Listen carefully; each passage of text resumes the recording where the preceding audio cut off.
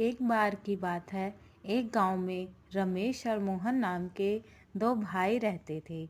बड़े भाई का नाम रमेश तथा छोटे भाई का नाम मोहन था। रमेश की शादी हो चुकी थी। उसकी पत्नी का नाम हेमा था। हेमा बहुत ही कुटिल स्वभाव की थी। वह हमेशा अपने पति से मोहन की बुराई करती रहती थी, लेकिन मोहन बहुत ही अच्छे स्वभाव का था। वह हमेशा ज़रूरतमंद लोगों की मदद करता था। वह जंगल में रहने वाले एक साधु को रोज़ फल व सब्जियां देने जाता था। एक बार की बात है, गांव में कई महीने तक बारिश न होने के कारण खेतों में सूखा पड़ जाता है, जिसके कारण खेतों में कोई फसल नहीं हो पाती है। फसल न होने के कारण उनके घर में अनाज की तंगी हो जाती है। एक दिन रमेश की पत्नी रमेश से कहती है, हमारे पास अब अधिक अनाज नहीं बचा है, जो था वो खत्म हो चुका है। इतना ही अनाज बचा हुआ है। इतने अनाज में हम तीनों का गुजारा कैसे होगा? दूसरी फसल तैयार होने में अभी कई महीने लग जाएंगे। क्यों ना हम मोहन को अलग कर दें, जिससे हमारा गुजारा आराम से हो जाएगा। फिर रमेश हेमा से कहता है, तुम सही कह रही हो। हमें मोहन को अलग कर देना चाहिए ताकि हम अपना गुजारा कर सकें। फिर वह मोहन को आवाज़ देता है। फिर उसकी पत्नी बताती है, मोहन घर पर नहीं है, वह कहीं बाहर गया है। लेकिन मोहन साधु के पास गया था। जब मोहन घर वापस लौटता है, तब घर पहुंचकर रमेश की पत्नी से कुछ खाने को मांगता है।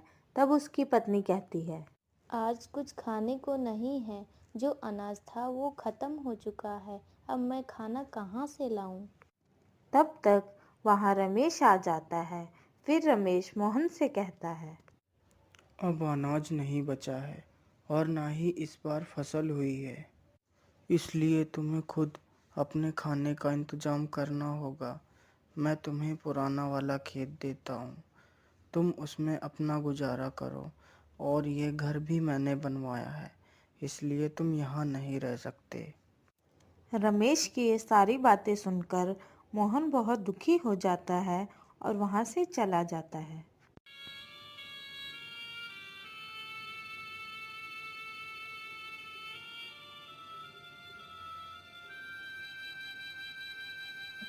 और साधु के पास पहुंचता है। फिर उसे सारी बात बताता है। आज के बाद मैं आपके लिए कुछ नहीं ला पाऊँगा, क्योंकि मेरे पास खुद कुछ खाने को नहीं है और मुझे बहुत तेज़ भूख भी लगी है। मोहन की यह बात सुनकर साधु बोलता है, बेटा, तुम चिंता मत करो, मैं तुम्हारे लिए कुछ खाने को लाता हूँ।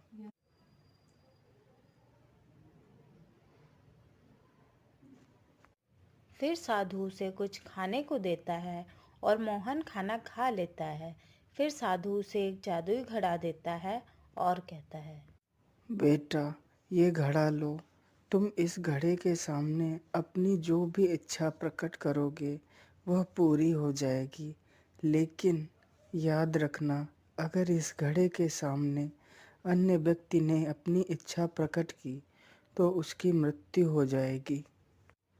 ठीक है बाबा, मैं इस बात को याद रखूंगा।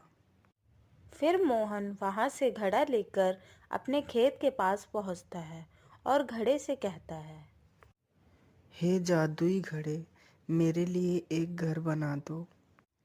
फिर घड़े के जादू से उसका बहुत सुंदर घर तैयार हो जाता है। ये देखकर वह बहुत खुश हो जाता है। फिर वह घर के अंदर जाता है।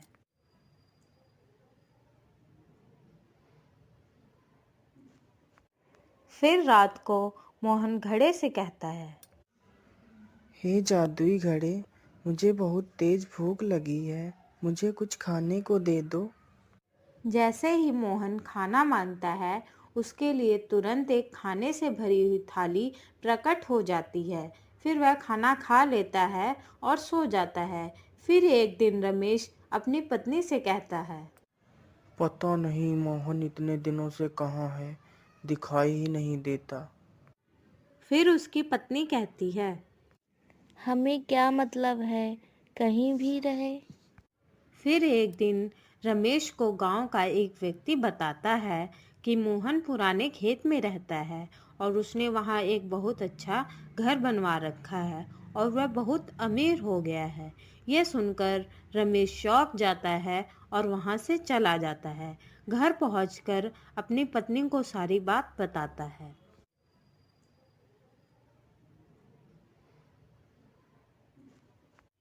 फिर रमेश की पत्नी उसे कहती है, ये कैसे हो सकता है, इतनी जल्दी वो अमीर कैसे हो सकता है।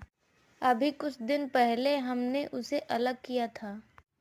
फिर रमेश कहता है, हमें जाकर पता लगाना होगा कि वह इतना अमीर कैसे हो गया। फिर वह दोनों रात को मोहन के घर में देखते हैं कि मोहन जादुई घड़े से खाने को मांगता है। फिर घड़े से खाने की थाली आ जाती है। यह देखकर रमेश सोचता है। अच्छा, तो ये इस घड़े से अमीर हुआ है। फिर मोहन खाना खाकर सो जाता है। फिर रमेश घड़े को चुरा कर ले जाता है और सुबह होते ही उस घड़े से कहता है, हे जादुई घड़े, मुझे बहुत सारा सोना दे दो। जैसे ही रमेश अपनी इच्छा घड़े के सामने प्रकट करता है, उसकी तुरंत मृत्यु हो जाती है। यह देखकर उसकी पत्नी जोर जोर से रोने लगती है और कहती है, हाय हाय, ये क्या हो गया आपको, हे भगवान, ये क्या कर दिया आपने। फिर वह दौड़कर मोहन के पास जाती है।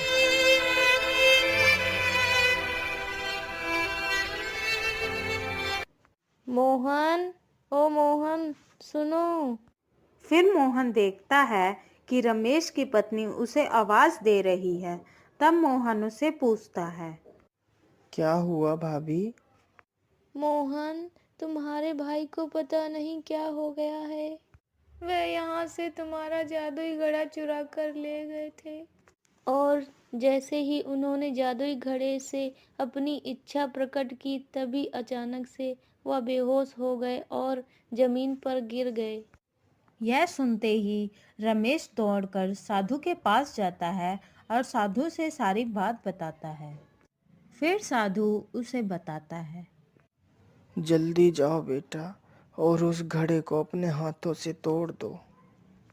यह सुनकर मोहन दौड़कर वहां पहुंचता है और जल्दी से घड़े को उठाकर जमीन पर पटक देता है, जिससे घड़ा टूट जाता है।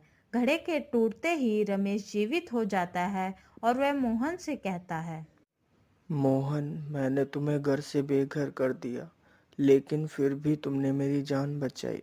मुझे माफ कर दो मेरे भाई। फिर वह तीनों हंसी खुशी साथ में रहने लगते।